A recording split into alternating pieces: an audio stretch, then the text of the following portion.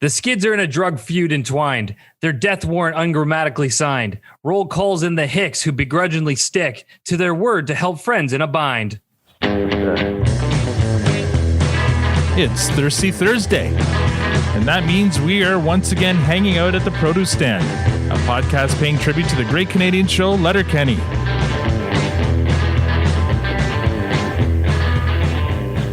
Now, I know what you're thinking. There are many other podcasts about Letterkenny out there, but this one has impeccable spelling and grammar. We're not psychopaths. I'm Al, your host, and joining me in the room, as always, is the lovely Tanya, and online we have Squirrely Matt and the Vagrant Victor. And before I announce our guest, Matt, you were pointing at your cans. Do you not hear any sound? You didn't hear any music in the intro? Really? No. I thought I fucking shared my audio. Al. Yeah, one. Sorry, I forgot to remind him. That was Usually Tanya, but she was late and sleeping. And Okay, so tell me if you hear this. It's fucking embarrassing! You hear that? that sounds about right.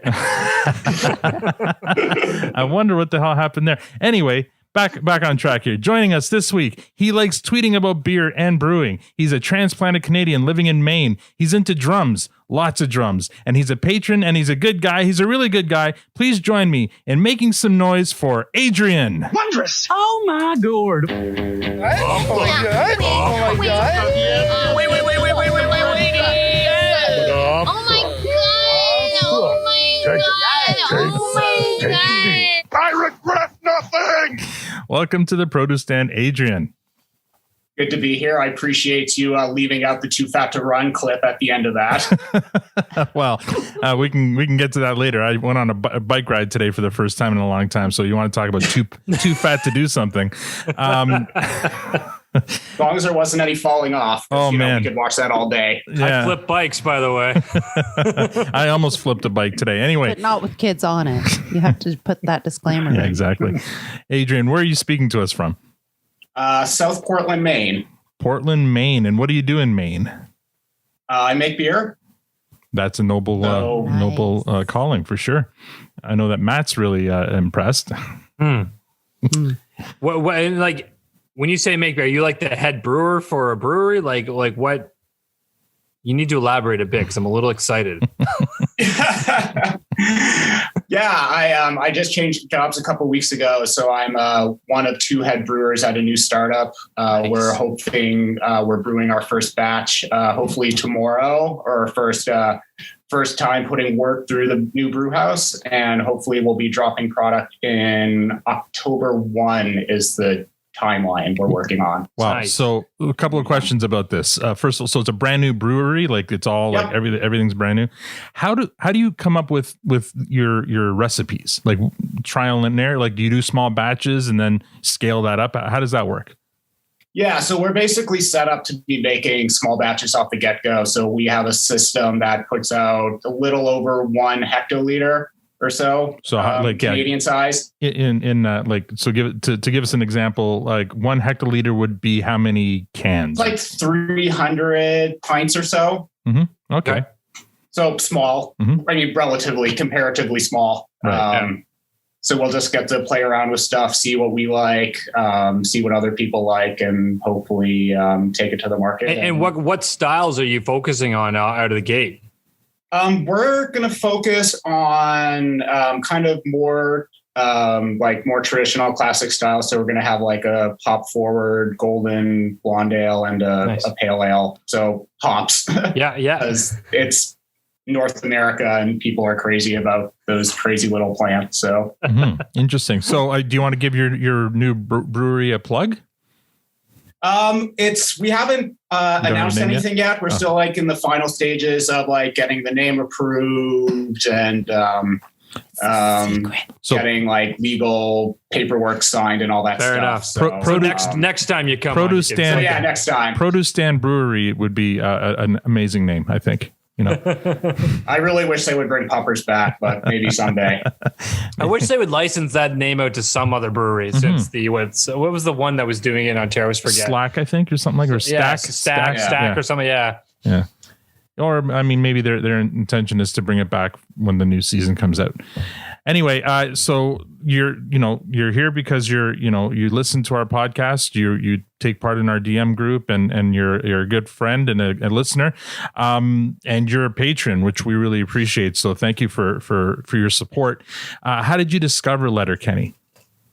Yeah, I mean, I guess to go bring this up again, I had I saw it mentioned in a whole bunch of different places. I think maybe like a year ago or so, a good buddy of mine, we would riff back and forth on Trailer Park Boys and music and things like that. So I kind of trust his opinion on knowing things I would really dig. And after like the fourth or fifth time of like random Letterkenny quotes, I'm like, okay, I need to get into this. So like kind of watched a couple episodes, and then it was quarantine. So like flew through everything in a week or two. And then discovered you guys just from starting to follow some of the cast members. And it's when you guys had K-Trev on in season 3, I think it was. Yeah. Something like somewhere in there. 3. Sounds about right. You know better than we do, I guess. That's great. So listen to that episode, and seemed like a really good rapport you had. So then went back to the beginning and made it through the first podcast. Oh, thank you. Right, yes. Thank you for enduring. Have you not taken that down yet? No, I had a taste of what came afterwards, so I had good faith you guys, pull your fingers out of your ass. So I didn't. We figured it out. I didn't take it down because I'm an archivist at heart, but I did. Okay, then I did just rename it. I did. Called Skip. I renamed the episode. So at the end of it says you can skip this one if you'd like. But yeah, it's all coming back to me now. You're actually you took part in our Ag Hall social a few weeks back, because now I remember you telling us how you discovered Letterkenny back then. That was pretty fun, eh? That was a lot of fun. Look forward to it again. Yeah, that turned out well. So I'm looking forward to it as well. So tonight's lineup is going to be Al, Victor, Matt, Tanya, and we'll let our guest Our Adrian have the last word. So how are you now? I'm going to start with my week, I guess. I went back to school this week. I started my course at U of T on podcast marketing, and yesterday was my first class. And let me tell you, I feel like Rodney Dangerfield, get no respect. But I will say, I'll brag a little. I think I'm one of the more advanced students in the class. But aged or advanced? Both. That's what I said. Did you and Tanya call each other ahead of time for that one? Anyway, it's weird. I haven't been in school in a while. And I mean, this is school. This is an online thing. And I do a lot of that anyway as my work. But it's interesting. I'm so far, it's only been one class, but I feel like I could deliver that class myself. But do you feel like you're judging the format now that you are do learning as a career? You did learning. As a career I'm not judging, because I know how difficult it is for the on the other side of it. Right. Oh. So, and it's funny though, because I created a podcast curriculum myself, so I'm kind of always comparing what she, all the things she's talking about to the instructors talking about to what I put into my course, and so far they line up pretty nicely. But really, the part I'm going to key in on is the marketing part, and that's going to be kind of the second half of the course. So I'm looking forward to that. So yeah, that was my week. Victor, how's your week? It's been a busy week. I started my new job this week, so I think I had 157 meetings so far. Wow. How big's your team? Week. How big's your team? My team is not that big, but kind of the folks that report to the folks I look after, it gets kind of spreads out. It's not the size of the team; it's the number of projects. Yes, it's how you use it. Whatever. Thanks, oversight that we have. Anyway, I'm not gonna bore you with work. I started running, so I'm kind of happy about that. I feel like I can start. I have a little more control over my body now, so that's good. Oh, that's good. Yeah, because you were balloon out. Big into running, but I guess you stopped because you're a wuss when it comes to cold weather. And now that the cold weather's gone, you're back. Accurate, yeah. That's cool. So, anyway, I'm happy about that. Just very busy this week. And so I'm looking forward to the 4-day weekend now that I have. Yeah, and you're also you're going to keep us apprised of what's going on tonight in the game, right? So today is the first playoff game, Toronto versus Montreal. And this is the first time the Leafs and the Habs meet in the playoffs since the 70s, right? Yeah, it's a disaster so far. Their captain, John Tavares, got destroyed in the first period by the rat Corey Perry. And he was wheeled off the ice. It looked like I thought he died. Like, it did not look good. It was one of the worst hits I've seen in a long, long time. Wow. Anyway, so that happened, and right now they're in the third period and they're losing 2-1. Oh no, they're down 2-1. Oh man. Yeah. Okay, yeah. You know what? Don't tell it. If it's bad news, don't tell us. But if they come back, let us know. Matt, We'll wait for the background change. Yeah, how's your week, Matt? The train wreck will happen. Yeah. So first off, Victor, don't let them razz you about the getting back into running. I'm also a hibernation runner where once the bad weather comes, I shut down for like 6 months and then I pick it back up. I also picked up running again this week. I had a couple good runs.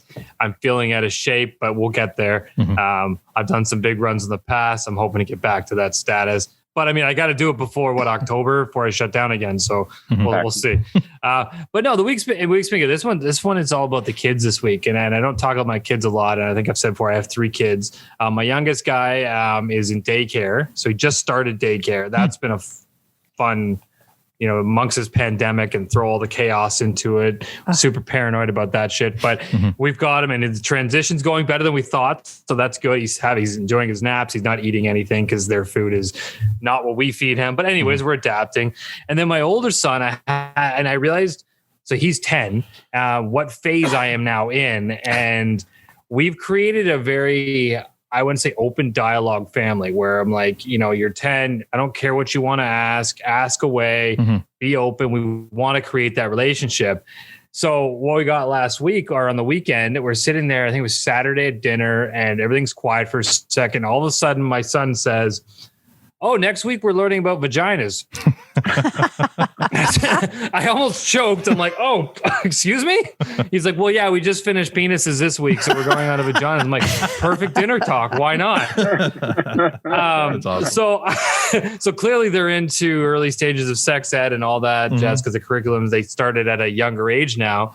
But And I thought it was hilarious. I'm like, okay. So then fast forward to Wednesday and we're driving and I kid you not, without fail, described the entire process from the ovum leaving the I'm going to fuck this all up down the fallopian because you don't know. He probably knows better than you. Something? Yeah, exactly. Yeah, I learned a few things down the fallopian tube. It gets seminated and then the tits attaches to the lining. And then did you say the tits? I didn't mean to, but I did. Yes, I'm struggling. It's an uncomfortable don't have conversation. anything to do with that area. You know what you need to teach your son. I got it right at least 3 times. You know what you need to teach your son is not to be impolite, but you're not exposed to talk about sex, politics, or religion at the supper table. Yeah, you got to teach him about that. Well, this second conversation was in a car, and I just kind of let him roll. But I was amazed because this kid can normally not repeat anything. I ask him any day what you learned in school today. He can't tell me a fucking thing. As soon as this topic hit, he explained the entire process without fail, and I was like, "All right." Yeah, maybe he's gonna be nailed it. Maybe he's gonna be the next Sue Johansson or Dr. Ruth or something. Yeah, maybe. Are we sure he learned it in class and not just by the monkey bars? Oh, I know, right? He's at that age. I know it's been an interesting week, but I mean, I just realized I'm in a whole next level of parenting now, and I'm gonna have to handle a lot more fun conversations like this. It only gets more interesting. That's all. Okay. I have to share it. Go for it. There was a moment where just standing in line, waiting to order some subs, and things just happened to pop up. And she's talking about her son, by the way, not me. And it's like, okay, well, that happens, and that is perfectly normal. And why don't you go wait in the car? Like things will calm down. And it's like all these things that I didn't know as a girl growing up. And I'm now like, and we're very open dialogue as well. And having those, casual, calm conversations and going for walks and, just talking about everything. And it's amazing what can come up when you really open the dialogue. I had to have the conversation with my son when he was, I'm going to say 9 maybe, I had to tell him what teabagging meant because he came home one day and said something about somebody was teabagging somebody at recess, and we're like, somebody was what now? And Pretty he's sure like, that didn't happen. and he's like, we're pretty sure that didn't happen. It's like, oh, but it. So I'm like, you know what? Let's go talk about this. And I had to explain to him what it was. And the look on his face after I explained it to him was like, why would somebody do that? I'm like, exactly, buddy. Whatever you think that meant, it's not what it meant. And I'm not sure if I mentioned this already. Everyone, I already had this conversation with him because there was another topic that came up, and I was forced to at least start the conversation. And then when it started getting to that area, he was talking about. I said, well, what do you know about girls? He's like, well, their balls are up inside. I'm like, yeah, that's not quite right, but all right. So I mean, some of them. I mean, he's on the right track. We're not I guess, judging. but We're not judging. Yeah, I had a conversation with our son, and I said, you do know, like, you are being taught all of these things, right? And like, you know, not just the boy stuff, but the girl stuff too. You need to know all of it. And he's like, yeah, I know. You get a period and you get grumpy and mean.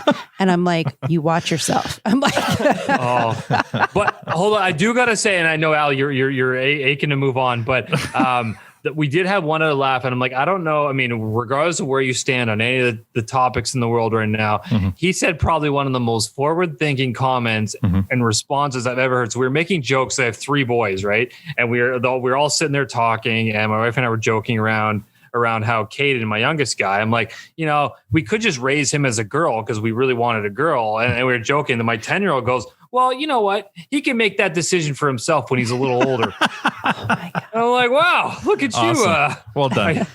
already grasping the new world. That's good. That's Call good. your head. Well done. Tanya, how's your week?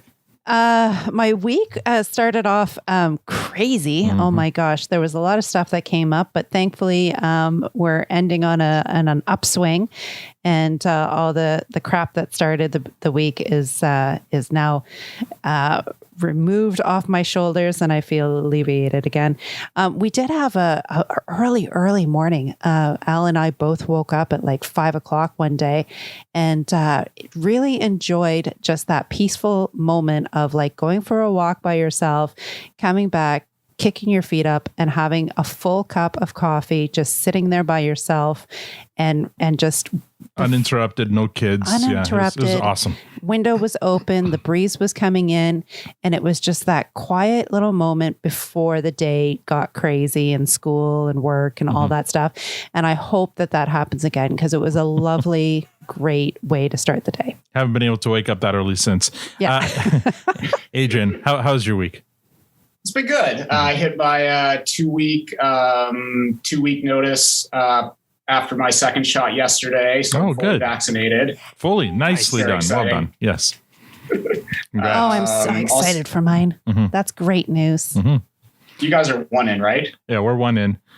And by the way, I just want to give kudos on the pod now to your T-shirt, which is "Give Your Balls a Tug, Tit Fucker." I love it. I don't know, is that from the Letterkenny store or is that I think I found it on Amazon. Yeah. Wow. Yeah. Well done. Good old Amazon. So I wish I could plug a better place, but drunken Amazon shopping and watching Letterkenny go like, hey, there's got to be a shirt dangerous for Give Your Balls a thing. Tug. Yeah. Well, at least you're not drunken Facebook market watching like Wow. Like some people. Wow. some people. We won't go there though. This was a judgment-free zone. So just before we started recording, I went upstairs to see what was taking Tanya so long, and sure enough, she was still laying with the girl. I know it's late. Do you need a coffee? Do you feel like you need a coffee? Yes. Yes, Victor. Would you like a coffee to stay awake for the rest of this game? I'd have a coffee. Matt, would you like a coffee? I mean, I'm surprised we're not drinking coffee right now. Great, because as you know, Diabolical coffee is now being served at the produce stand. It's devilishly good coffee and diabolically awesome swag. There's a roast for all tastes and even some you didn't know you wanted. You can order whole bean, coarse, and standard grind and espresso, or if you're like Tanya and me, there's a K-Cup option for single cup brewers. And for the duration of this season of our podcast, you can use the promo code Produce Stand for 10% off anything in the store. That's 10% off any coffee or merchandise. So take advantage. They got actually some really cool merchandise. Like, it's a great logo. And the coffee is amazing too, by the way. Thank you to Diabolical Coffee for your support this season. And speaking of support, We have 38 new Twitter followers. So sit back and relax, and here we go.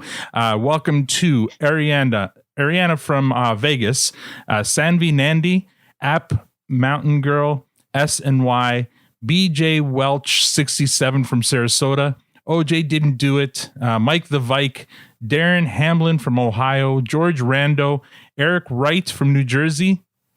Eric, by the way, is the owner and proprietor of Diabolical Coffee. So thank you, Eric, for the follow. Angie S., Trevor Sharp from Salt Lake City, Mr. Guy, Leash, Sid from Oklahoma City, Kane Flannery from Australia, Anna, Shiesty Drifter, Nickel, Torn from Vancouver, Noah Allen, Adam Zijah from Drake Massachusetts. Thank you. That's our buddy Jason C., by the way, who is helping me out with the read now.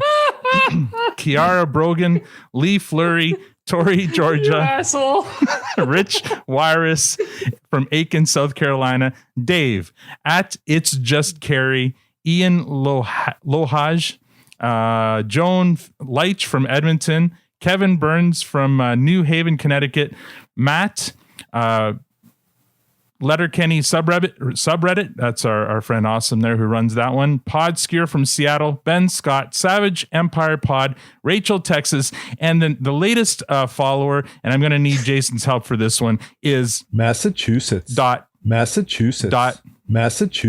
from Massachusetts. So thank you very much for your follow.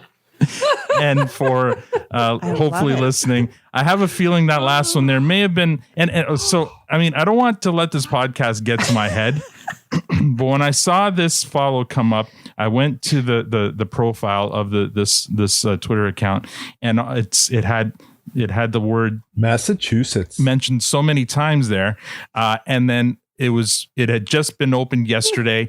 It's only following one account, which is ours, and there's only one tweet there, and it's pitter patter. So I feel like somebody might be targeting me specifically. And again, I don't want to make it about me, but I don't know. All of the evidence kind of. And then when did the clip come into play? Well, so I think it was Jason trying to get on the podcast. Well, Jason offered some help there, and he sent me this. So you just recorded the one word. Well, he recorded it and he sent it to me because he's got a great voice, and so he's helping out here. So I really appreciate it, Jason. Oh, Massachusetts. So good. Oh my God. Well, don't bore us. That's the best response to that. Last week, we recapped and reviewed episode 2 of season 6, Bush Party season. That episode received a fresh rating from Matt, Tanya, Trace, and myself, and a clearance from Victor. According to our scientific Twitter poll, 83.3% of you agreed, giving the episode a fresh, and the rest were wrong, as Victor giving it a clearance. No composts were given. This week, we recap and review the 3rd episode of season 6, The City. I've done my homework. Victor, have you done your homework? I have. Matt, have you done your homework? I have. Tanya, have you done your homework? Yes. And Adrian, have you done your homework? Can confirm. All right. It'd be horrible of you not to have done it. We start with the cold open. A reminder, but I remembered. All right. We start with the cold open. The Hicks are out in the barn having breakfast. Wayne notices Derry smells different. Asks if he's wearing perfume. Squirrely Dan thinks he's wearing cologne. Derry corrects them both. It's actually eau de toilette. Kate wonders what the difference is. A cologne is about 7% aromatics essences dissolves in alcohols, whereas an eau de toilette is 10% aromatics essences. There you go. An eau de toilette like this will evaporate from your skin pretty rapidly, so you're going to want to load up on it. You could still take a good 23 to 27% off her, bud. He never wears too much perfume with Miss Katie's, and that's what I appreciate about you. Let's not. This eau de toilette is enchantingly refreshing on summer days like this. That may be the softest thing you've ever said, Derry. No, I didn't. What is? I can't stand harsh metals against my skin. Give me a match. Marie, Fred, and Nick join them with plates of pancakes. Only they aren't pancakes, they're crepes. Squirrely Dan thinks they should open a crepe shop with their crepes. Well, know what? I already told her that. Could call it Planet of the Crepes. Crepe Canaveral. The Crepe Crusader. Crepe Winslet. Do the carpets match the crepes? The crepe of things. Date crepe. I don't know about that one. It's crepes on a date? Get your mind out of the gutter. The greatest crepe. Crepe fear. Sex, lies, and video crepe. Sadako and the Thousand Paper Crepes. Great book. And Nick corrects the way they pronounce crepe, says they butcher their language. But Squirrely Dan responds that, to be fair, there's folks in France. There are folks in France who think Quebecers butcher their language. That gets oohs from around the table. Wayne suggests that there are pretty good names for crepe as well. Johnny Crep. Holy crap. Totally creps to the heart. Crep Up, starring Channing Tatum. Crep Up 2, The Streets. Crepule Pew. Le Crepenaire. I'd have a Crepsicola. Rips, creps, revelations. Crepatitis. Will you get off my dick today? Led Creplin. You know, if I keep eating all these crepes, might get a crepe worm. It's like a tapeworm, but it's grabbing the. Wish you weren't so fucking awkward. I don't know why he didn't get laughs. Breakfast. Attaboy. And we cut to the theme. Stage seminal vesicles. All right. Let's see. This cold open was a lot of fun. It was fun. Like the get off my dick. We were laughing through that, but that's one of my favorite lines there. Matt, by the way, you said one of the softest things on Twitter today. Do you want to repeat what that was? Was it the Katy Perry reference? Yes. Is that what we're talking about? I went for a fantastic groups in there. I went for a fantastic run today. Did really well, and Katy Perry's Roar happened to come on the playlist, and I just let it run. No, I believe you said that was your running playlist that had. No, I said today's playlist was this. I let it shuffle, and yes. So what I mean, if you want to dig deep, it is on my playlist. But that's what happened to come on, and I just roared with it, and Did it empower you? It did. I mean, if it really means, listen, I got kids as well, so half my playlist is the goddamn Trolls soundtrack. So that's normally my playlist. So I feel like this is a step up. Anyway, fun cold open. We get another dose of relationship Wayne with Marie Fred. We get Katie saying, telling Dan to get off her dick. We get the riffing back and forth on crepes and crepes. So it was fun. Not one at the top, but also definitely not one of the bottoms. I enjoyed this cold open. Victor? Yeah, I liked it. And what I liked about it is that they introduced a couple of things that went on throughout the episode, which I enjoy a little more because then it makes the cold open a little more meaningful. Yeah. So that was good. And though by the time they got into the whole crepes discussion, I kind of forgot that they were in a cold open. I just because they went off script. Like it felt like there was kind of two complete separate parts to the cold open, right? And going on about the colognes and all that, and then all of a sudden we're talking about crepes. It felt disconnected, like not in a negative way. It just felt disconnected. So I kind of felt like, okay, we're now in the episode. Right. You'd forgotten. Yeah. So I don't know if you take marks off for that, but overall, I enjoyed the whole thing. And I like to call back to the crepes, and revelations, but I'm wondering, do they get points for using their own joke in one of these riffs? No, it worked. You think it worked? Why it worked though? Why? It's because he mimicked Pastor Glenn. Yeah. All right. Like he But see, for me, it kind of made me feel like, where the hell is Pastor Glenn? It just made Victor miss Pastor Glenn. But he did it so well. Like that's what brought the laugh out. Revelations. But I thought he said crepulation. So, Matt, what do you think? What do you think of the cold open? I liked it a lot, and I'm with Victor. I mean, it definitely felt a little disconnected, but it worked. I mean, I don't know. I've had a lot of either drunken or stoned conversations in my life where you start off on one topic and you don't even know how you got there, but you're talking about 15 different things down the road and you forgot even how you started your conversation. So that didn't bother me. It actually made me laugh a lot. I mean, the eau de toilette cologne information, that was a fact for me. I didn't know that. I learned a lot. I would fact check before you continue spreading the. I did know that. I mean, in Letterkenny, I trust. So I'm just happy Darius graduated from banana boat to actual eau de toilette. But I didn't know there was like a scientific difference between the two. I always just saw them. I thought they're just different fancy ways of saying cologne, but I don't know. I liked it. I think Nick's just culturing dairy a bit. That's all. Maybe. And then, I mean, and then, I think you're also right, Victor, in the fact that they start a couple things and continue them on. Like the softest thing you've said. I love that whole element of this episode. Yeah. And they started it there and then it continues on. And then those wordplay rants those are always some of my favorites. I know they can get carried away at times, but I think they nailed it in this opening. So I started off laughing and was excited about what was to come. Yeah. Dan? The wordplay rants. I always picture the writers in a room together and just like having an absolute blast, like patting each other on their back and like just pointing at each other and laughing their asses off when somebody comes up with a good one. So yeah, the wordplay is fun. I want to ask the question, what's with Katie's hate on Squirrely Dan lately? Like, it seems like there's been a turn and she's just like always kind of. Yeah, she was a little hard on him last episode. Is that I don't know. Like, was there something that happened? Is this going to carry through? Like, is there going to be a callback to what it is that's all of a sudden changed her? I think he ate her crepe. Yeah.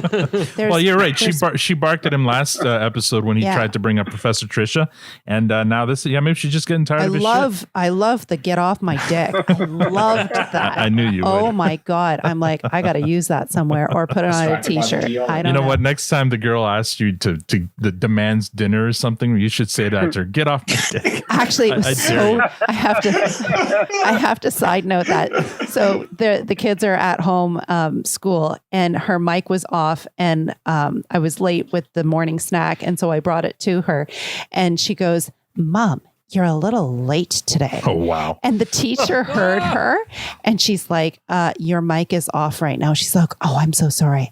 Oh, that was so embarrassing. I'm like, that was embarrassing because you were snotty. I'm like, anyways.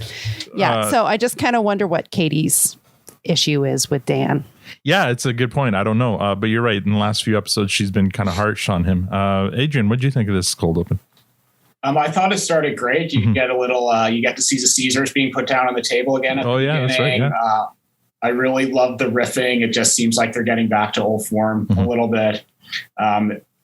Wonderful, heartwarming finish with Derry correctly pronouncing. I can't even fucking say it. Breakfast, correctly pronouncing breakfast. Oh yeah, right. With a lot of effort, but yeah, he gets it out. You got there. Yeah. You got there. I think so far in the season, it's my favorite cold open for this season. For this season, yeah, you're probably right. Yeah, I agree. I'd agree with that. For the season, I think it's probably the best one so far. That's all right, accurate. Yeah, coming out of the theme. We have scene 1. The Hicks are hanging out at the produce stand. Wayne gets a call. It's Roald. He's crying, but he can barely get Stuart's name out before Wayne says nope and hangs up on him. Katie asks who it was, and Wayne just responds, Skid. Then Derry's phone rings. He answers. It's Roald again. This time he gets as far as saying, it's Stuart. He's in before Derry hangs up. Katie asks Derry who it was. Derry answers, Skid.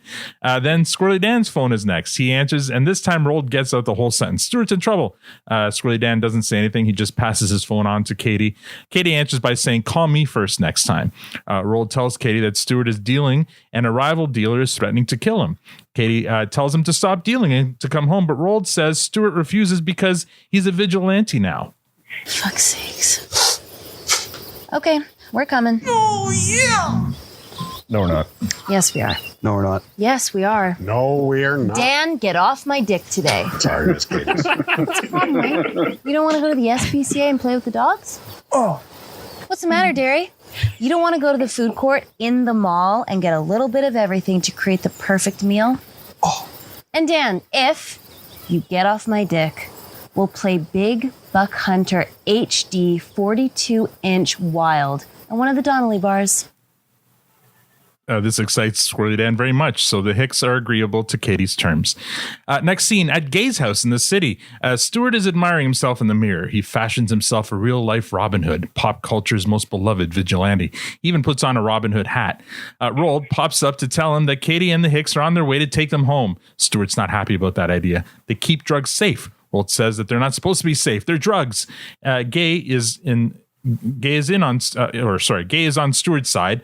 Roald shows them the note that was stuck to their door. The third note that week. This one reads, keep green. out the club or you're dead.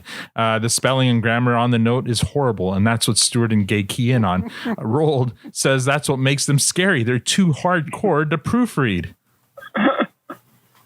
If they don't take the edifice of their letters seriously, why would I take their threat seriously? One mistake is enough for you to ignore the angel of death. Two mistakes. In 2 sentences. Your versus your, Y-O-U'-R-E is so fucking basic it's embarrassing. If you want to say you are dead, which this fucking boob is cheaply attempted, then you would want to use your. Where is the other mistake? Omission of the word of. That may have been an intentional omission. Sure, Roald. He's a man of exorbitantly few words. So, my reply? Stuart writes a reply, your threat is meaningless, and orders Roald to stick it to the door. Gay is so turned on by Stuart that she drags him to the bedroom to have her way with him. Scene 3, back at Modine's 3, Raleigh and Jonesy are having drinks with Ron and Dax. They're talking about their dream notches on the bedpost, dead or alive. Dax's is Terry Fox. Ron's is Wayne Gretzky. Riley's is Gretzky 2, which excites both Ron and Dax until he clarifies that he's talking about Paulina Gretzky, not Wayne. Jonesy says his is Ariana Grande. They're interrupted by none other than Shorzy, who's at the bar with Marianne and Betty Ann. Ariana Grande looks like she's 8, tit fucker. I'm giving the preschool your plate number. Shorzy? And Gretz's daughter's a married woman, you classless piece of shit. She wouldn't fuck you if you had Mario's dangles and Messier's dick. Fuck you, Shorzy. Fuck you, Daxie. You wouldn't know what to do with the Great One. He fires bigger rockets than Elon Musk. Oh, fuck you, Marianne. And fuck you, Ronzi. You're a marathon of dope. Terry Fox ran 3,400 miles in 143 days on one leg. If he were alive, he'd be getting handies from Hilton's and Hadid's. Fuck you, Betty Ann. If Terry Fox was alive, Giselle would be sliding into his DMs from Patriots games. Oh, fuck you, Marianne. If Terry Fox ran 143 days, he smashed 143 broads, and that's probably fucking light. Fuck you, Shorzy. If Terry Fox was alive, he'd have an interview show like Seinfeld. You mean comedians in cars getting coffee? Yeah, but it'd be called Canadians in Cars Getting Blows. If Terry Fox was alive, he'd be smashing J-Law and J-Lo on ScarJo's boat. He'd be boating with Kylie Minogue. Let's get some fucking gyozas. Fuck you, Shorzy. I love the Canadians in Cars Getting Blowies. I don't know. It feels like sacrilege to be talking about Terry Fox that way, but man, that's funny shit. Scene 4. The Hicks are at the city at the SPCA playing with some dogs. Katie comments to Wayne that the city isn't looking too bad. Wayne's just happy to be alive after sharing the highway with city drivers. Wayne asks if they're going to find Stuart. Derry pumps the brakes. He thought they were going to the food court for some pizza, fries, sushis, Jogenfrus. Wayne assures them that they'll be getting some Szechuan, shawarma, stir fries, and Five Guys. And Squirrely Dan says he can't forget about Colonel's, Cajun, barbecue, and DQs. And Katie says there's no way they're missing tacos and Quiznos, Chipotle, and Chick-fil-A. They're meeting the Skids at the club at midnight. That gives them 6 hours to kill. But Katie still needs to find something to wear so she can show these city girls what's up. So she wants to get going. And that's when this happens. Well, what? It's always so tough saying bye to the puppies. Like, they're so cute, you almost don't want to. That may be the softest thing you've ever said, big brother. No, it isn't. What is? How come no one ever compliments me on my eyelashes? You're paraphrasing, you fucking know it. Is that what I'm doing? What I said was, order real long eyelashes. Well, I'm surprised no one's ever noticed that. Scene number 5. Back at Gay's house, Roald interrupts their love fest with another threatening letter with odious spelling and grammar. They write another letter in response, and this time they use an exclamation mark to show they mean it. They send Roald on his way and return to their sexcapades. This time, Gay produces a water-filled plastic bag with a goldfish in it. Scene 6. No. That's something to look up in the dark. Cut to the mall parking lot. The Hicks are recovering from their food court crawl in the back of Wayne's pickup. Katie is ready to go back in to shop for an outfit. Derry says he'll join her because he needs to have a seat in the washroom. Squirrely Dan is indignant that Derry would dare have a sits-down in a public washroom. How could you dare? How could you do such a thing? Public washrooms is disgusting. Poop particles is literally airborne. Cease mingling with the peasants again now, have we, Dan? Won't find a more vile environments on the planet Earth. Not for my money. Not for my money either. How's the weather up there in your ivory tower, Wayne? Well, I'll go in. Just won't have a sit down. I'll rock one, like a good old boy, not a monster. Must be nice to have the option. Well, I just get the giggles is all. Ain't nothing to giggle about in a cesspool of fecal matters and pee-pees. Sure there is. Well, hurts. Ew. That's when Wayne brings back one of his old words of wisdom. Well, there's nothing funnier than a fart. Except kids falling off bikes, maybe. Fuck, I could watch kids fall off bikes all fiscal day. I don't give a shit about you kids. Squirrely Dan is strangely not having any of the fart conversation. Wayne says he'll never not laugh at farts.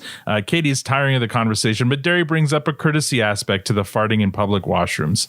Oh, this should be interesting. Well, like if you go into a public bathroom and there's a guy in a stall, he'll announce his presence to you. Like how? Be sitting there and maybe he'll clear his throat, like. That's exactly how they do it, Derry. They go. Why would he want to announce that he's having a sit down? What's that? The first sound you hear is not a fart. He's prepping you for the acoustics. And how is that courteous? Well, let's say you're like me. You get the giggles. From a fart. I get the giggles from a fart, yes. You're in there. You're at the urinal. You hear a fart. You giggle a wee bit. Get shaken. Piss goes everywhere. How do you think the peace particles gets airborne? It's weird, because dudes will fart in front of each other any day of the week. As soon as you get into a public stall, want to announce their presence. Make sure one doesn't sneak up on you. But it's a public bathroom. You're supposed to hear those sorts of sounds. It's just different in there, Katie. It's more intimate. Come off it. Some dudes want to announce themselves by sniffing, which is not the right avenue. Ain't nothing in there you want to be sniffing. Oh, Squirrely Dan has one final piece of advice on the matter. You guys should make some better efforts to avoid bacterial exposures. Good hygiene is the only genes that never goes out of styles. Dan, I think that might be the softest thing you've ever said. No, it doesn't. What is? Okay. It's one time my perennials didn't come in for the second years, and you know, perennials is supposed to live more than 2 years. So I said, I'm so upset about my perennials. Katie leaves to do her shopping with Derry in tow, wearing his barn clothes, by the way. Barn clothes and rubber boots to a fucking mall. Once they're far enough away, Squirrely Dan rips a fart, which makes Wayne giggle. Farting appropriately. Yeah. Scene number 7, back at Gay's house. Just wait. So while Squirrely's talking about all of his bathroom hygiene stories, all I could think about is that story that he told us on our very special right podcast with him. About Jimmy Kimmel. Jimmy Kimmel. Bathroom story. So that's what I was visualizing while he was talking about that. Well, I found it hilarious because I do the throat clearing thing. If I'm in a bathroom in a stall by myself and I hear somebody coming in, I will clear my throat. Is that to like this is fact? Yes. So it's make some kind of noise, but it's a clearing of throat. Mm-hmm. I've been known to stomp the floor just a little bit, just something to say, hey, bro, I'm in here. Yeah, I'm in here and get out. No, is this that? No, it's just a warning. So you're both aware that there is 2 people in this room. Yeah. People do weird shit. You don't want them to start jerking the door, right? Right. Yeah, that's the other thing. That too, right? Because I've had that where my door wasn't, the lock was faulty and somebody like just barges in and I'm sitting there. So yeah. Hey. Yeah. I have a coworker that apparently didn't get that message. So I went in, used the urinal, didn't hear anybody in the bathroom, and I'm used to being like, hey, I'm energy conscious. I'm going to turn the light off. So on my way out, I flick the light. I'm halfway out the door. I hear a little. Hello. See, had they coughed or something, you would have known, and that situation would have been in the light. Well, exactly. That's a great point. So another part of that courtesy is, somebody's in there. So if you're going in thinking you're alone and you start humming Katy Perry songs or something, that would be really fucking embarrassing. So it's a good, I see what you're doing there, and I don't like it, but it's all right. I gotta say, I don't recall that happening. It's been a long time since I've been in a public washroom, mind you. But I don't think women do that because I cannot tell you. Well, is it different? Maybe because you all use stalls, right? We all use stalls. Yeah. Yeah. Right. I don't know. I mean, we have a combo set up, right? With the standing and the sitting version. It's like a stand, sit, desk situation. I just have this mental image of Matt going into the bathroom, going to a stall, and while he's rocking a piss, he's humming, I got the eye of the tiger. Listen, I thought this was a judgment-free podcast. Oh, you have come to the wrong place. Scene number 7, back at Gay's house. Someone knocks on the front door. Roald answers. It's a couple of city girls. They tell Roald that they can help with the threats. They don't want the drug dealers in the club either. Roald thanks them, but says that the Hicks are coming from Letterkenny to take them home. Just then you can hear loud raucous sex coming from inside the house. The city girls wish Roald luck getting Stuart away from that. Roald is concerned that there may be animals being harmed in there, at least goldfish. Or fish. The city girls get back to the point. Some Hicks from Letterkenny aren't going to cut it. These dealers roll deep. They take their shit seriously. The Skids are keeping them safe, even though it's not supposed to be safe because it's drugs, and they appreciate it. But these dudes won't stop until the Skids are off their turf one way or another. They do not care, as is evidenced by their poor spelling and grammar. They're dangerous. Roald agrees wholeheartedly. Scene 8.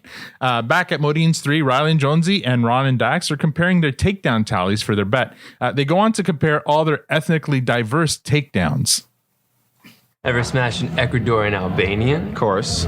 Ever smashed a Sierra Leonean Saudi?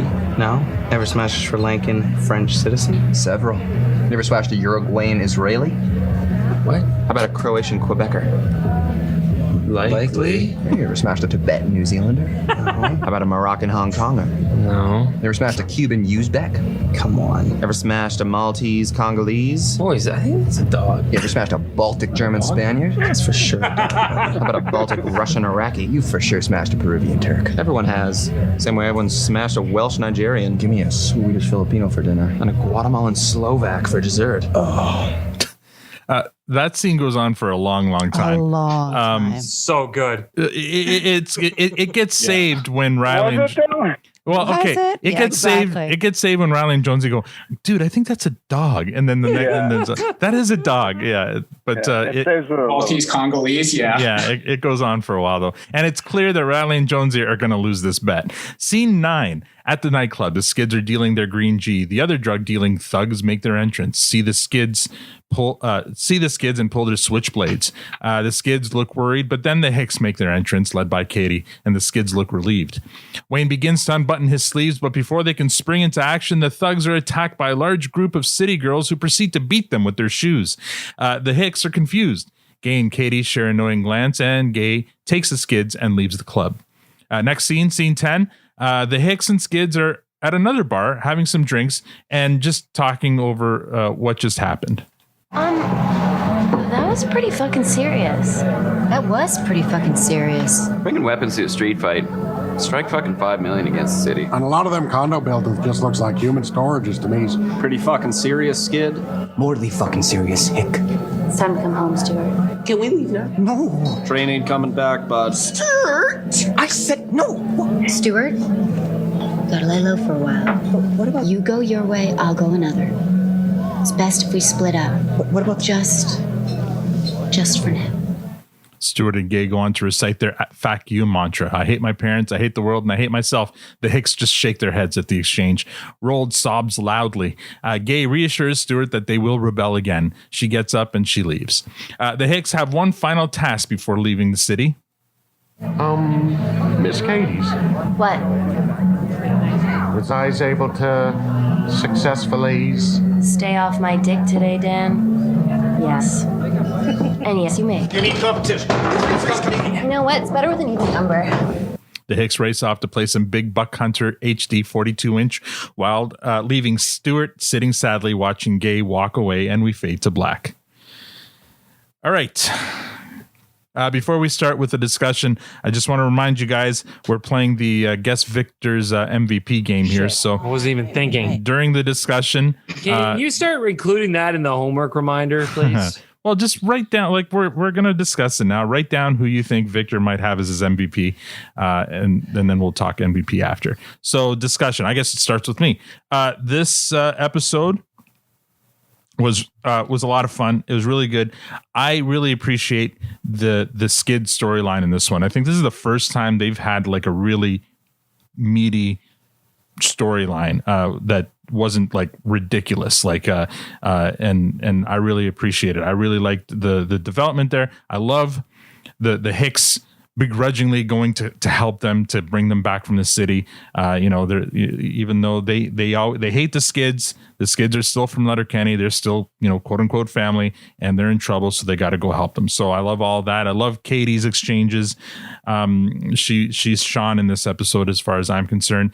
Roald really shone in this episode. I thought he was a lot of fun and really funny. He had a lot of really funny moments, and just the weird sexual scenes between Gay and Stewart were hilarious. And you know what? I really appreciated the kind of switcheroo that happened at the nightclub. We're expecting another the Hicks to come to the rescue again, and they weren't needed. They were actually the women stepped in and showed their appreciation of what the Skids were doing to help to keep them safe. And the look of the confusion on the Skids or on the Hicks was funny, and it was hilarious. So yeah, overall, I really enjoyed this episode. I thought it was a strong story. That cold open, like you said, it set up a bunch of jokes that recurred throughout the whole thing. It's funny. That's the only thing the cold open had in common, though, with the rest of the story. It felt like a completely other episode. I remember going back to watching this a couple other times, hitting that cold open going, oh yeah, that happened in this episode, because it felt like so long ago, because everything else was so dense in terms of the Hicks story or the Skid storyline. So anyway, I thought it was a really strong, complete episode. Victor, what did you think? I didn't like it. Oh boy. Oh, so how you really feel, Victor? I don't know. I enjoyed the cold open. Even though kind of we talked about those oddities about it, but I don't know. I just wasn't the main storyline of this were the Skids and obviously, and I wasn't intrigued by that storyline, and it didn't hook me. I don't know what to tell you. And since kind of everything was centered around that, I didn't enjoy and then kind of the little commercial breaks in between with Riley and Jonesy. I did not enjoy that whole scene where they just went on about all the different ethnic groups. Yeah, exactly. Yeah, I don't know. There's just nothing that captured me. It was fine, but I don't know. I could nitpick probably every scene after the cold open. That's I agree with you that the Ron and Dax and Riley and Jonesy scenes, especially the second scene, was long and drawn out. I appreciated the first scene, the when they're talking Shoresy. about with Shoresy and they're talking about Wayne Gretzky and Paulina Gretzky. I thought that was fun, and the Terry Fox stuff. It was, except that I kind of started to feel uncomfortable the whole Terry Fox thing. To be honest, I was thinking, is this right? Why not? They weren't. I know. Speaking badly of him, they were saying he if he was doing that in this day and age, he'd be taking down a lot of I know. I just feel like that's not. I'm surprised. I really enjoyed the Skid storyline. I thought it was a solid one. Matt, what did you think? Yeah, I'm confused by Victor here. Victor, you're into superhero. I mean, they were vigilantes. They were doing a good thing by keeping the women safe. I don't know. They're not supposed to be safe. They're drugs. Well, I don't know. Go ahead. I'm confused a lot. So here's the truth. I feel like, okay, I didn't watch it today. I watched it a couple days ago. I should have rewatched it today again. I'll be honest, the playback, I didn't laugh as hard, but I still, and it's not taking away. Would you like to talk about your state of mind when you watched it a couple of days ago? Well, I smoked a joint before, but maybe that helped. But maybe that's how I need to watch every episode, because I laughed so fucking hard, like from start to finish when I watched it a couple days ago, and everything I thought was bad. But there's a couple things. I think, Adrian, you've already commented on this. I feel like you're going to bring up again. A lot of what happened in this episode, I thought, took it back to why we love Letterkenny. There was a lot of their good gimmicks. They worked together. There was these wordplay. I loved it. You saw a lot of the characters. And again, I hear you. The cutaways to Riley and Jonesy, not really part of the story, but that's what this show does. There's usually a semi-story happening, and they always do cutaways to incorporate other characters. I'm okay with that. And I thought the stuff they did, like that whole interracial smash battle, like that, I was dying. Like I was laughing my fucking ass off that entire thing. I thought it was so brilliant. And just the looks on Riley and Jonesy's faces as they got deeper into it, they were so confused and all over the map. Like what, like I assume, it was great. But at the same time, this is one of the first episodes, and Al, I think you talked about this, another one, where I'm starting to feel a much stronger actual storytelling happening. And they did a great job with the Skids story here. And was it fantastic? Okay, it was good. I really enjoyed the fact that they actually were telling a story, and they brought the Hicks in, and I followed it from start to finish. I laughed my ass off. There was just so many good elements about this, and even the grammar battle that was going on. I thought, because that would be something that pissed me right off. I'm like, I mean, I'm not a writer. I hate reading like I'm like no other, but I'm actually I'm very good at grammar. So things like that get under my skin, and I would be ripping those notes apart every one that was given to me. So I can respect the frustration when those came in. There was just so many things I related to. So no, I genuinely really enjoyed this episode. I thought it was well put together. It had a lot of nods to all the things we love about Letterkenny, and then a forward-thinking approach where they built a stronger story than what we've seen in other seasons, and they've shifted into that. It felt like a very good, cohesive episode. Yeah. Vic, you didn't feel for Stuart? Gay's gone again. Like his heart's been broken again. It was so sad. Yeah. Victor doesn't care. He's got a blind spot for the Skids. Tanya, what do you think? I agree with Victor on some of the points. Of course you do. I didn't like the whole... We're back to our roots now too. Back to the first few seasons. Yeah. Fuck. Yeah. I skipped this episode too. The whole Ron and Dax and Jonesy and Riley, the smashing, it just went on for too long. It just went on too long, and it lost my interest. The Shorzy, Betty Ann, and Marianne, that skit, that was okay. That was better. Shorzy is definitely showing up in almost every single one of these. It's like they've replaced Glenn with Shorzy now. Yeah. On all of the episodes. I was waiting for them, and I was disappointed that they didn't reference the funny ass ringing tingle, the acronym for fart. And I thought that the what? Funny ass ringing tingle. You've never heard of that acronym? Is this a degen thing? No, it's a thing. Okay, okay. That's going to be on our. Have you ever heard of it? Called as a funny ass. Is that the next Tanya poll? That's a Tanya poll. All right. So yeah, fart acronym is funny ass ringing tingle, and with the whole. No, it's not. It is. Never heard of this. Both Matt and Victor are shaking their heads. This will be an make shit up. It's not a made shit up. Oh, Adrian's shaking his head too. Okay, you've never heard of it either. Okay, Seriously. Tanya, continue. We're all we have our attention. Okay, that's a thing. And the Twitter poll will prove it.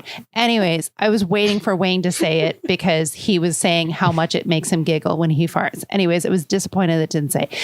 I also question, Katie is always tanning herself, but she never looks tanned. And I'm like, girl is on the back tailgate tanning herself, like even in the middle of a mall. And I'm like, why is she never tanned? Like it's starting to bother me. I'm like, maybe she's got a pigmentation issue. She's continuously tanning herself, and I'm starting to wonder, like what would she be if she didn't lay out in the sun? Would she be like the whitest white girl ever? She'd be powdered. Anyways, so that's been bothering me. But yeah, the other references, there was a lot of jokes throughout the whole episode, a lot of fun things. I liked the cold open. I love the reference to the food court and how Katie found a way to make it interesting to go to the city. I like that the city girls took care of the problem themselves, took their shoes off, and just went balls to the wall. You're not going to tell the story, are you? What story? the story where, well, I'm not going to say it. Like I mean, you've had this experience at a bar where I've been drugged. Yeah. Yeah. You don't want to tell the story? Okay, I was drugged. That's it. That's all you wasn't green though. Is that how you guys met? No. This actually only happened like a couple of years ago. You know what? I was stupid. I was very stupid. And well, you were stupid, but it was. I mean, it wasn't your fault though. Like you shouldn't blame yourself. Like so, we were playing a show up at Donnelly's. And you know, whenever we play, sometimes when Tanya comes, she's either like there's other people that she can hang out with because she knows them or whatever. But that night there wasn't anybody there, so she was just kind of hanging by herself, like side stage. And the night went on, and that night we packed up and went home, and she started acting real weird, and she was like really messed up to the point where I thought I was gonna have to take her to the hospital. And so like, the only thing we could think of is somebody slipped something in her drink that night. And luckily she came home with me. So nothing happened, but it was still like, and she was messed up for a couple of days. Wow. Yeah, it was pretty serious stuff, but I'm just surprised you never brought that story up. Yeah, it was one of those things that, I as a teenager, I was always cautious and covering my drink and made sure that my drink was, right beside me and stuff. And now that I'm an adult, I'm like, who does that? Like that doesn't happens anymore. A lot. I hear stories all the time. Like even at the bars where we play, like I talk to the bouncers and they say like sometimes these guys, they'll just like throw pills up in the air and see which glass it lands in. Like it's that bad. That they'll go and get, and not necessarily even drugs. Mm-hmm. They'll just go and get sleep aids, like sleeping pills. So ladies out there, if you're listening, take good care of your drinks. I started feeling weird and I'm like, wow, like I've only had one glass of wine. I can handle myself. So why is this hitting me so hard? And I started just like downing water because I'm like, okay, this is early in the night. I got to keep up with this. And then I started doing some pretty weird things. And there was a guy that was very interested in me and he just kept on asking for a kiss. And I'm like, no, I'm married. And he's like, oh, you make me feel so bad. And I'm like, I'll give you a hug though. Like, because I don't want you to feel bad. And it was weird. I was on stage and I was watching this shit going down. And there's a couple of times where I wanted to jump down and like intervene. But anyway, so yeah, I mean, maybe that's why this story hit closer to home to me. I just thought it was a really good story.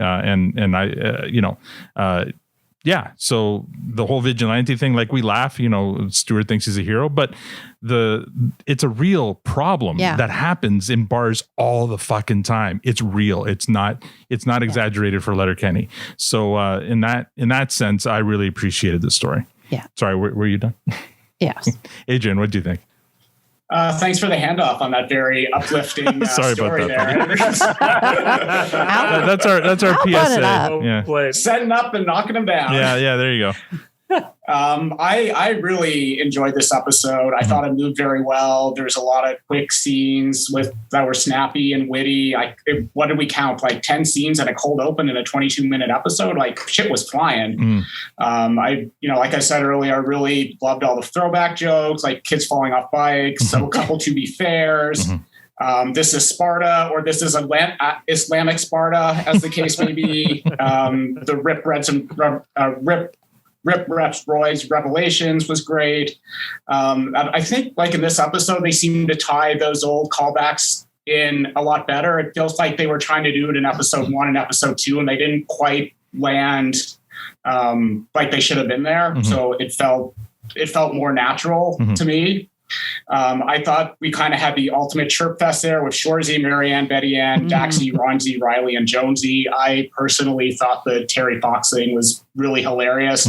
I think I was watching with my wife and I was kind of falling off the couch and she's looking at me like, why the hell is this so funny? And then I'm like realizing as I'm laughing on the floor, oh, you probably have no fucking clue who Terry Fox is either. So like this is a little awkward. Yeah. So I'm just like, thinking back to basically every year in elementary school, it's like second or third week back to school. There is like the Marathon of Hope, cancer walks for there's a cancer charity. Still going strong. 3 pictures I remember on the wall vividly. There was Terry Fox, there was Bondar, and there was the one who flew the plane. What was her name? Oh, is that no? Amelia Earhart? Yeah, no, that I got that mixed up. No, That's who I was in my head. Bondar, and the one who swam across Lake Ontario. That was the other one. That was always on the wall. What was her name? Blanking. Yeah. Anyway, I'm sure you'll look it up. Go ahead, Adrian. Yeah, and I just thought that was it felt a little uncomfortable. Like it was a little weird talking about slamming this guy that you like watch this 1 hour movie every year and just like the same like 3 songs. That's just kind of like ingrained into I think every Canadian kid's head. But I thought it was hilarious. And just wrapping it up again with Roald reaching out to the Hicks, getting them to come in and save Stewart. Very, very similar to A Fuss in the Backbush to me. I actually wasn't a huge fan of all like the spelling jokes. I thought it was a really good, interesting and dynamic dialogue back and forth between Gay and Stewart. The grammar stuff didn't really do it for me that much, but overall, I really enjoyed this episode. All right. So we'll go on to ratings now, and it's up to me first. And I mean, I'm giving this one a fresh. I think it was a really good episode. It was a strong storytelling episode. There's a lot of laughs. The only parts that I didn't like was that second segment with Riley, Jonesy, Dax, and Ron. I thought that was kind of, it went on a little long. Like what's the only thing that saved that is when Riley and Jonesy started questioning, wait, are we still talking about people or are we talking about dogs? I thought that was funny. But other than that, it was kind of like, yeah, that one went a little long. But everything else about this episode, I really enjoyed. Back to the Hicks being heroes, but this time their heroics weren't necessary. I thought it was a strong storyline for the Skids. So yes, it's a fresh for me. Victor. I like the cold open a lot. I enjoyed the Shoresy scene, and I also enjoyed the scene with the dogs and them talking about the bathroom hygiene and whatnot. And then everything else was a toss-it for me. So for me, that kind of evens it out. So for me, it's a strong clearance. Okay, well, strong clearance. I think that's an improvement from what you were going to give it before. I think we talked you up from a weak clearance to a strong clearance. I'm going to take no. It was down kind of even in the middle for me the whole time. Yeah, Matt, what do you give this one? Yeah, of course it's a fresh. Like it. And I'm so glad Adrian's here because everything he just said was what I was trying to say, and it just came out as bleh. And he reminded me because again, this is why I watch it like 20 minutes before we do the podcast, so it's fresh on my mind. Right, that's why. It's exactly the reason. It's not because you're a procrastinator. It's procrastination's a skill, and I stand by that. Yes. So no, of course it's a fresh. It was so much fun. There was so many great elements to it. I'm actually surprised, Victor, on this one. And I know Tanya is about to break my heart as well, because she's probably aligned with Victor. Don't judge. Don't call it. We're going back. We're restarting, are we not? That's what's you're leading the witness here. Yeah. Objection, Your Honor. Leading the witness. Well, she has every ability to prove me wrong, and I'm looking forward to that. But yeah, I mean, there was just so many good elements. The grammar battles, like I said, the smash battle. I actually love that. I thought funny, and I've talked about this before, and how I love those scenes that feel long, but then they do something to draw you back in, and it makes up for the length. And because I said you can start laughing. It's like a scale, it's the bell scale or whatever you want to call it. You start off, you're like, okay, funny. Okay, I'm losing interest and losing, and then they hit you with something, and you die again, and it just takes away from it, and it makes the whole scene worthwhile. So I want to be in a room with. I want to be in a room with you when you watch one of these. Oh, I've said the same thing. I have said the same thing. So I'll say, I mean, there was one of my favorite movies is Snatch, Guy Ritchie film. Yep. I'm sure you've all seen it. I think it's fucking brilliant. And I remember I saw it in theaters twice when it came out. It's actiony, it's drama, it's all, but it's funny too. I think it's brilliant British comedy in there. And I watched it with a friend of mine who is very Magoo.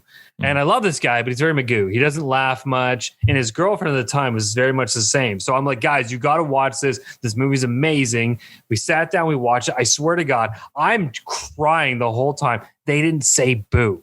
And it's the most, I don't know if you've ever been in this situation. I don't know if you're an out loud laugher when you watch things. I am. I don't know if you know this about me. I am very much vocal, and they weren't. So it's the three of us watching this movie. I'm laughing. It's silence on the other side. So it's awkward. The end of the movie, I look over, I'm like, so did you like it? And they're like, dude, that was the funniest shit I've ever seen. I'm like, are you sure? Like, I don't know. It's weird. But yeah, I laugh a lot. Tanya, what? So it's fresh. I've often said, Letterkenny is missing a laugh track. Like there's no like no laugh track. No, but I understand the reason why it doesn't. Mm-hmm. It would ruin it. Mm-hmm. But watching the show with you, Matt, I feel like the laugh track would be in the room with me. Oh, it would 100%. I'm very much, I'm more vocal when I have other people to be vocal with. Mm-hmm. And I think you would be just like that person that just You're more than welcome to laugh when you watch it with me. You don't have to hide. No, I'm very poker face for you that. just don't bring out that inner laughter in her. No, because I feel like it would kill all the joy and it would give it away. Like I want the element of surprise on the podcast to I don't want somebody to predict what I'm going to say before like Matt just did. Okay, so Absolutely. what rating do you give this? I did like the show. On the bits that I could have done without, the whole smashing went long. The Terry Fox thing was very borderline. I was like, that was, but I get it. They were saying, what tail he would get if he was still around. So I'm going to give it a fresh. Ooh, hey. Oh, that's some reverse psychology there, Matt. And that wasn't because of Matt. It was not because of Matt. I feel that this episode is Katie's episode. Oh, okay. So don't go any further. All right. Wait, you were going on all about how mean she was to Squirrely Dan. She is mean to Squirrely Dan. She doesn't respect her. Yeah. She's been mean, but she led this whole show. Yeah, she's just questioning why it didn't turn her off. Anyway, Adrian, what rating do you give this? This was a fresh for me. Al, I think you mentioned this last week as well. It's kind of like they've been leaving breadcrumbs the last couple episodes. And I feel like we're starting to see that pay off with like the conclusion of Stewart and Gay being in the city. Just like the continuation of the takedown conversation, like more Shoresy chirping. It was nice to see Marianne and Betty Ann back again in their very great form. And I really think after what I thought were two lackluster episodes to start the season, it was really a nice return to like a good form here and great payoff.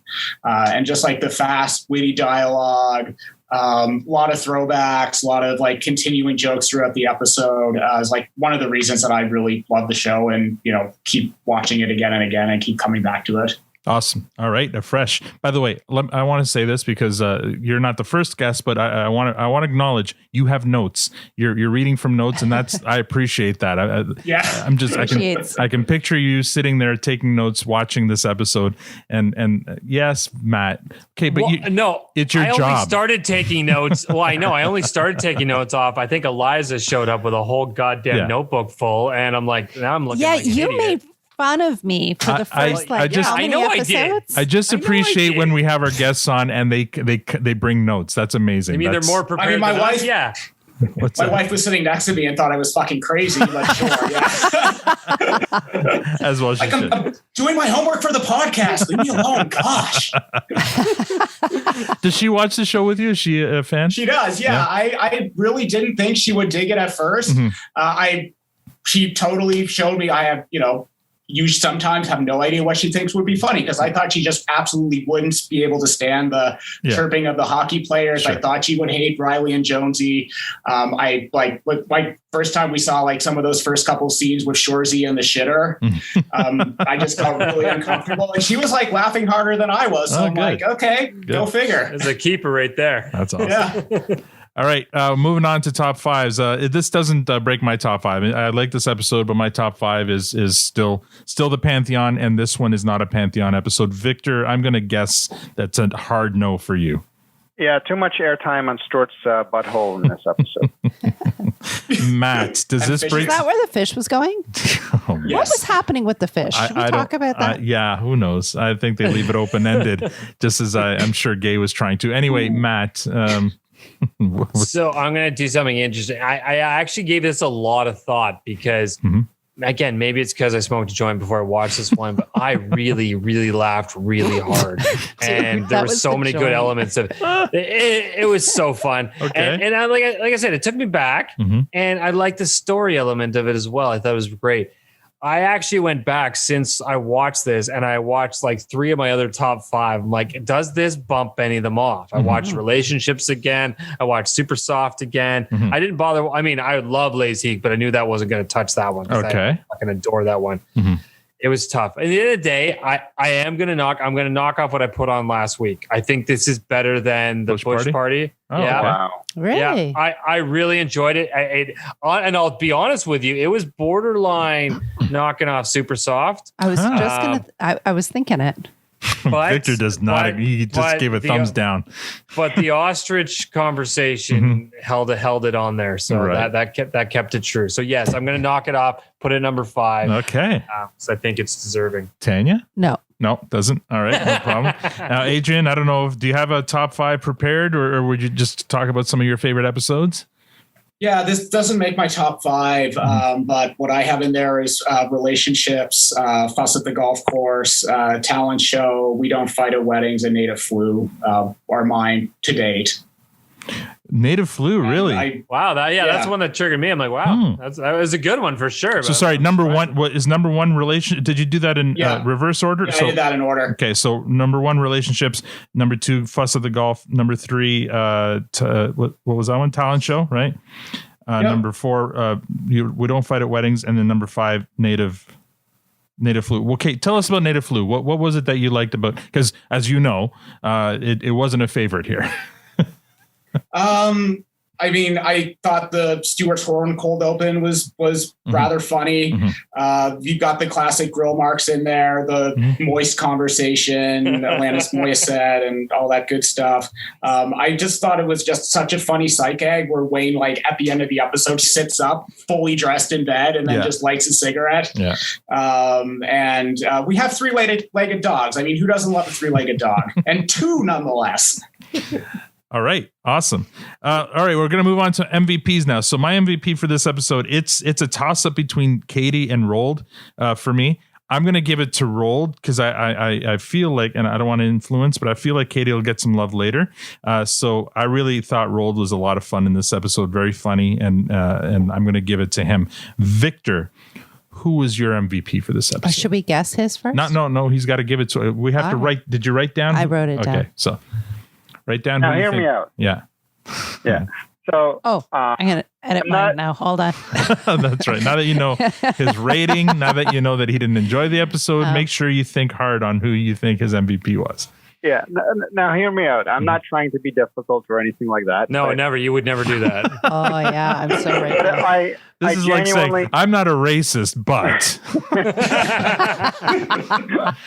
I'm not sexist, but go ahead, Victor. But you know, I genuinely feel that this character really took one for the team, and it really does deserve the MVP because it begs some questions.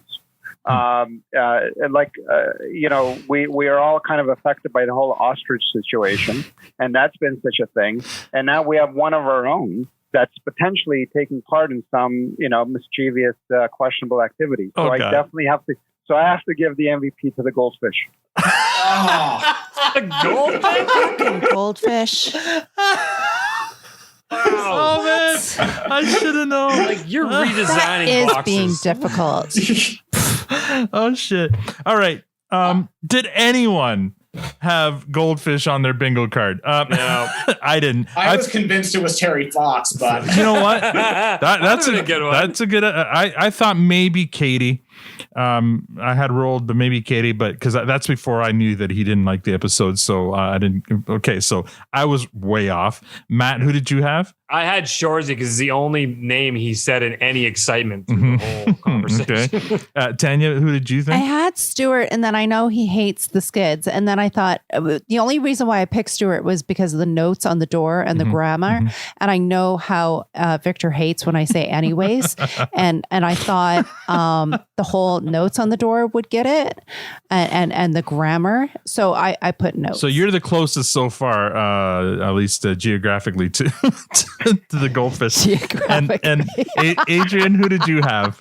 I had Terry. I thought it'd be Terry Fox. Terry Fox, that's right. Yeah. So we were all way off. Victor. I'm going to say Adrian was the closest. He's the only one sort of outside the box thinking there. The notes were at least like a little linked to the Skids. I think, Victor, do you need a moment? Dude, check yourself. All right, Matt. Check yourself. Who's your MVP? Oh, I mean, this was an easy one for me. It was Derry. Oh. We have to celebrate Derry's success in this episode. Success. One specific moment. Because of his breakfast for saying breakfast. Really? Yes. He successfully got it out. It was so proud of him. So 100%. Oh man. He could have only said that the whole episode. Attaboy is right. Good for you, Derry. You did it, buddy. Okay. Sure, I guess. Tanya, who's your MVP? You guys are all wrong. And I know that it's like personal preference on this, but like you guys are wrong. It was Katie, 100%. I was going to say, tell us why it's Katie. Because go ahead. It's 100% I thought you were going to say it's Katie's She orchestrated this entire... No, you would have said it was Katie's dick. No. She orchestrated the entire episode. Oh, shit. It was her that took the phone call. It was her that made the Hicks go to the city. She made the Hicks change their minds by finding every single one of them what would actually get them to go to the city. Yeah. She then took them to each one of their locations and to have their moment. She was involved in almost every single moment of the show and pulled the show along all the way to the end. She was from the beginning to the end, and the whole "get off my dick" was repeated over and over again. It was totally 100%. She bullied and manipulated her way to the end. I saw it. As Katie does. As Katie does. Okay. She absolutely did. And Tanya, once again, distracted by the D. This time it's Katie's D. All right. Katie's D. Hey, Adrian. I went with Roald in this one. I thought he just showed a really huge range of emotions. He really stepped up by getting help for Stuart, by calling the Hicks in. He just showed a great range of emotion when he was on the phone with Katie, like talking her through, convincing her to get the Hicks on board to go to the city.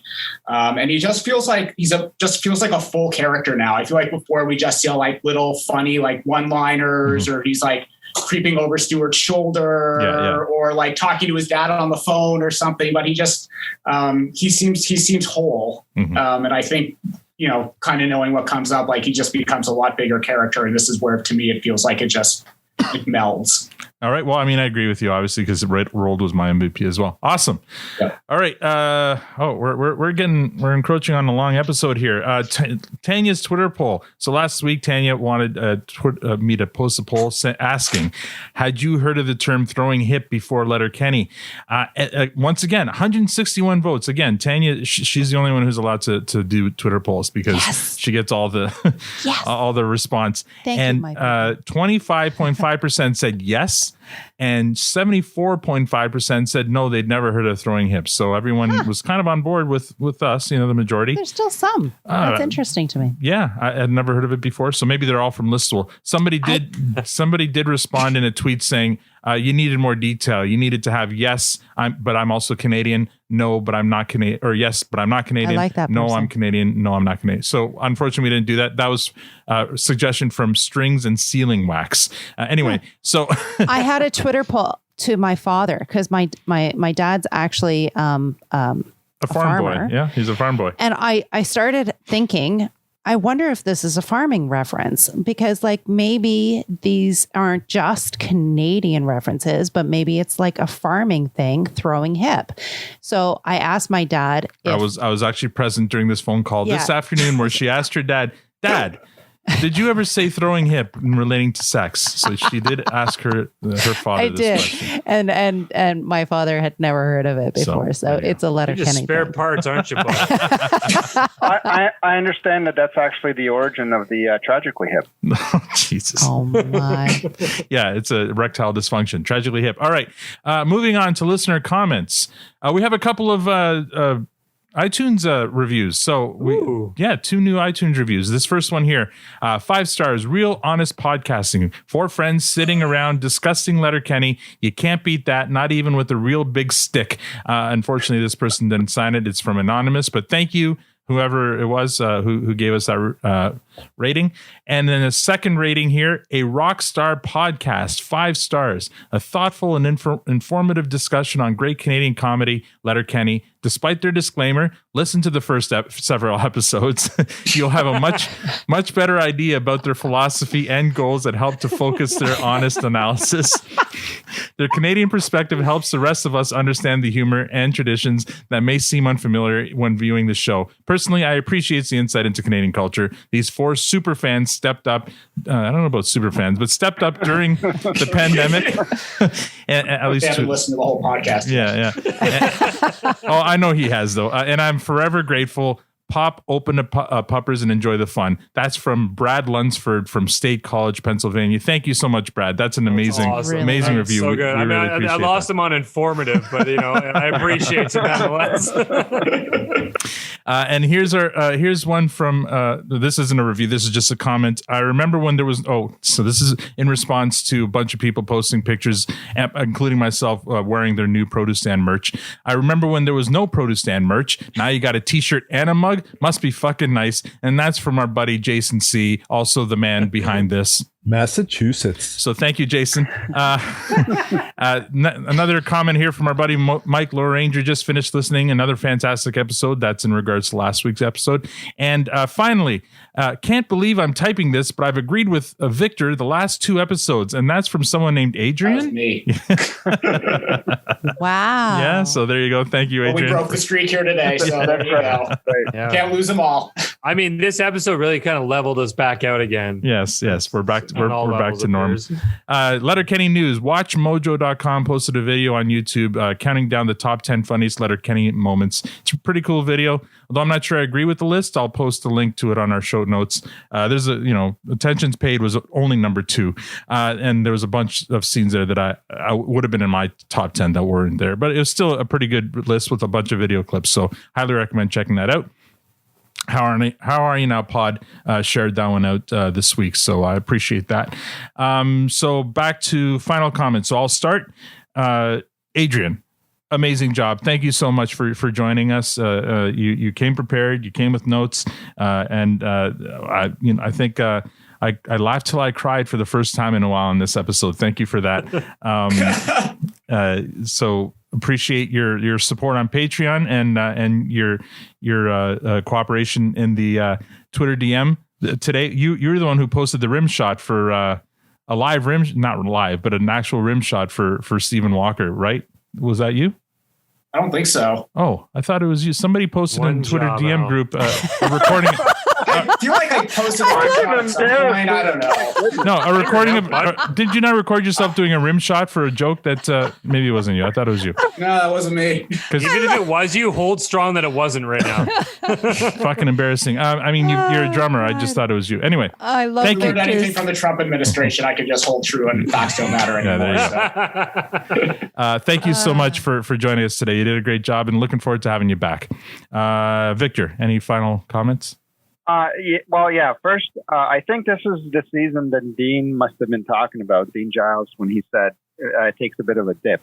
So far, not great for me. So I'm hoping it continues to improve from here. Mm-hmm. Adrian, just incredible. Came prepared with notes. Your thoughts and opinions and have all been very poignant and articulate, and you've been just great. So thank you so much for gracing us today. Thanks for having me. Matt.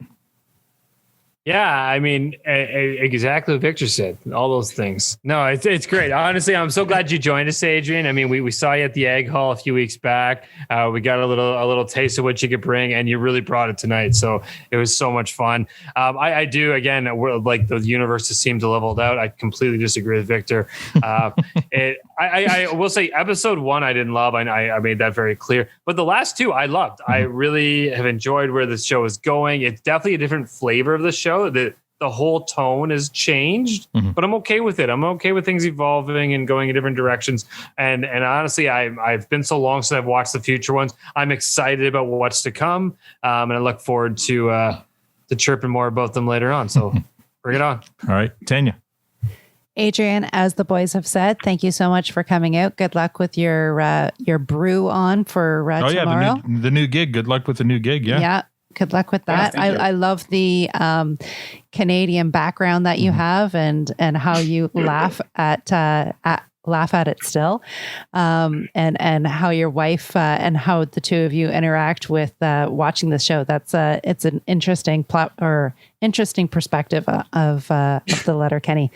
I want to say Letterkenny is completely and utterly changing my life, and it's like it's soaked into me now, and I reference it almost now on a daily basis. Oh my God, I so want that pillow.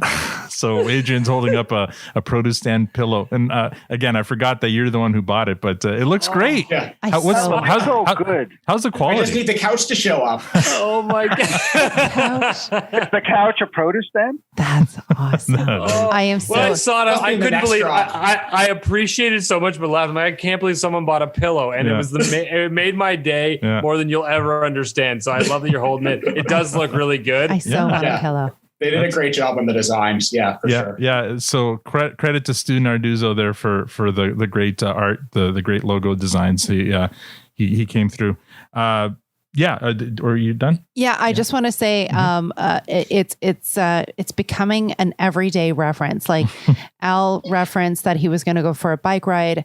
Our daughter said, I'd go for a bike ride. And then I said, I could go for a bike ride right now. And what's really funny is that the kids don't know the show and they say these things just like, and it's just like, that's what they say. And then I fall right into the show and what would be said next.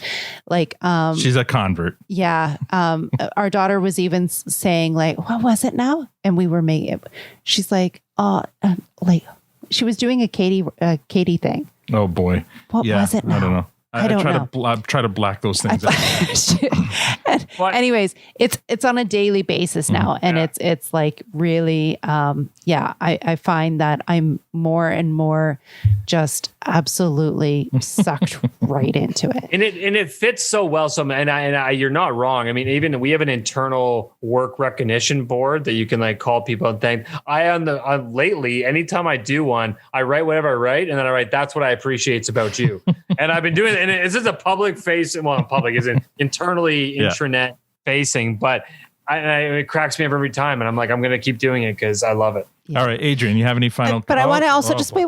I just want to say, I also love the Twitter poll. Oh my God, I love it. Thank you so much for everyone. She can't find it on the internet, but she's still participating. But I am so appreciated. She's participating by proxy through me. All right. You guys are all taking part of it, and that makes me super happy. All Anyways, right. Adrian, any final words?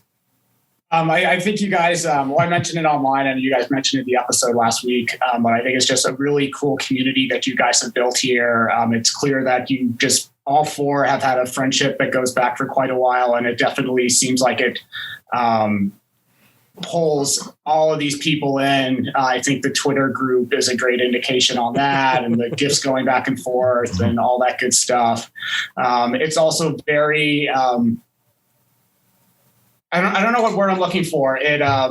it's just a nice change of pace to see people being able to disagree on something, but then still being friends and having a civil conversation, because we haven't seen that in the US for quite a while.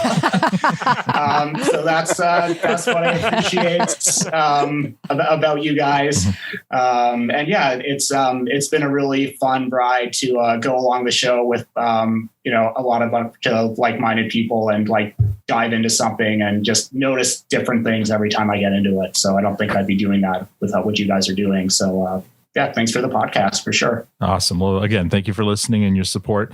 I'm going to play us off here with a song from this episode called Slip Away by the band Get Famous.